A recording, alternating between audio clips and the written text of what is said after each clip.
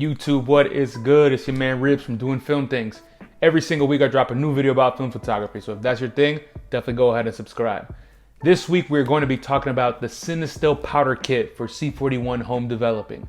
I've been using this kit a bunch and I think I've got some really good thoughts to share here. This kit, in my opinion, is the best bargain C41 kit you can get. I've used a couple of different ones and honestly I like them all and they all do the job really well, but at this point I think for me it all comes down to price. And this Cinestill Powder kit specifically is just very, very affordable. So let's talk price. Here in the UK, I've been able to find this kit for as cheap as £26. I actually did that from a retailer called Bristol Cameras, which is an online retailer that also has a physical shop in Bristol. And in the US, B&H carries this kit for $29.99. So I think personally that's a fantastic bargain, especially because of the yield you can get from the actual kit. And we'll talk about that in a bit. But overall, this kit, I don't think there's anything cheaper than it out there.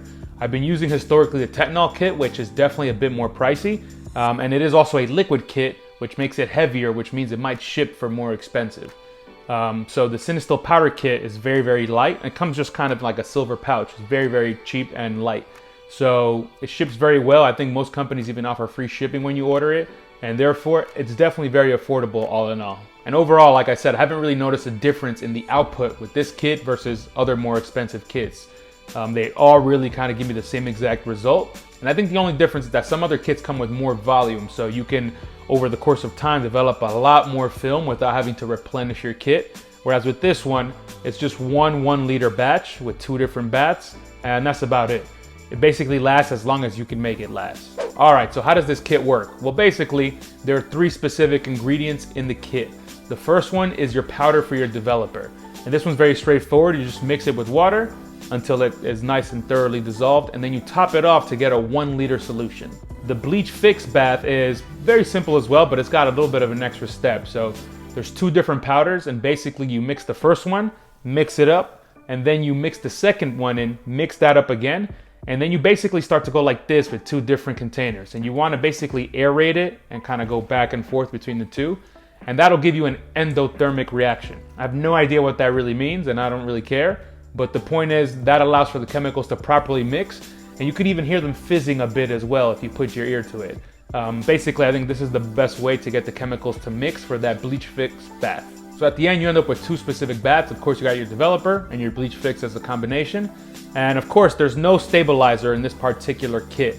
Other kits do bring stabilizer, and that's probably why they cost a little bit more for one of the reasons. But the stabilizer, I have a lot of it left from other kits, and therefore I've just been using that. But if you don't have any stabilizer and you buy this powder kit, you can use PhotoFlow or any of those kind of like finished baths for film. It's basically just going to help your film be more archival and make it last a lot longer over time. I don't really know the science behind it or how much extra time you'll gain, but it sounds like it's a good idea. And also, your film dries a bit better, especially if you have hard water. It helps kind of dry the film without too many streaks and makes it very easy to get a nice, clean, finished product. You store these chemicals just like you do anything else. Basically, you want to make sure you have a nice, dark, and airtight bottle, and you pour your chemicals in there, and after every use, you probably want to squeeze the bottle just a bit in order to get some of the air out. Squeezing the bottle makes a big difference because you can then seal it, and at that point, you know that there's not all this extra air in your bottle. If you have glass bottles, you can't do this, but if you have plastic bottles like I do, you can squeeze them pretty good and make sure your chemicals don't touch air as much as possible over time. If you don't do this and your chemicals are kind of exposed to air and there's air leaking into the bottle, they definitely will exhaust after a couple weeks. It happened to me twice with 2 different chemicals because some bottles that I bought were faulty and therefore the chemicals basically ruined. And it's specifically worse for the developer, and I think that's probably the most important one anyways. All right, so performance-wise, I think the Cinestill kit performs fantastic. I've been able to get more than 30 rolls out of one single kit, and honestly, I stopped counting just because it didn't really matter to me. But the key is to extend your developing time. So after the first 8 or so rolls that you develop, your chemicals definitely start to get slightly weaker over time, and that kind of compounds after every single extra roll you do.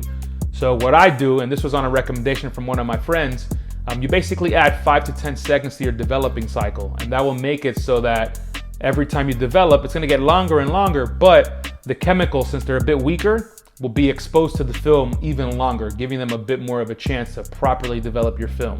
You do this with your bleach fix round as well.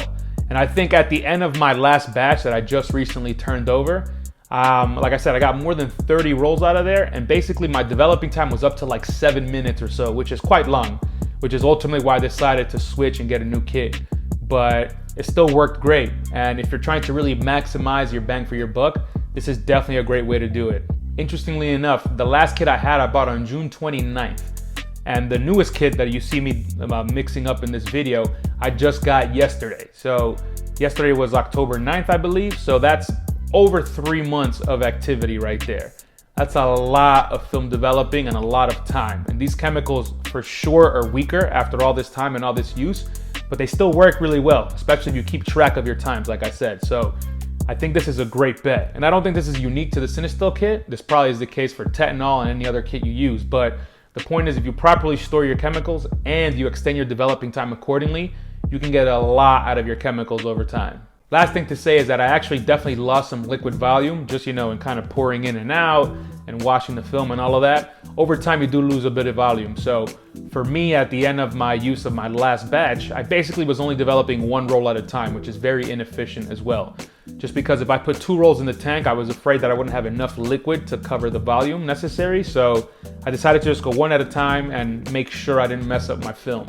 And that worked just fine. I had no issues, but again, 7-minute developing times and 1 roll at a time, that's a lot of time. And I just developed all of my Scotland photos, which is about 12, 13 rolls of film, 1 by 1, using the remainder of my Cinestill kit. So definitely happy I was able to make it work, but it was definitely a bit inefficient. So what's your experience with the Cinestill kit? Have you used this before?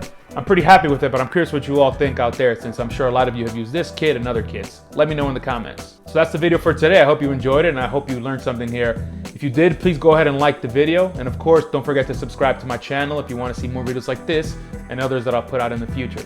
That's what I got for today, y'all. Peace.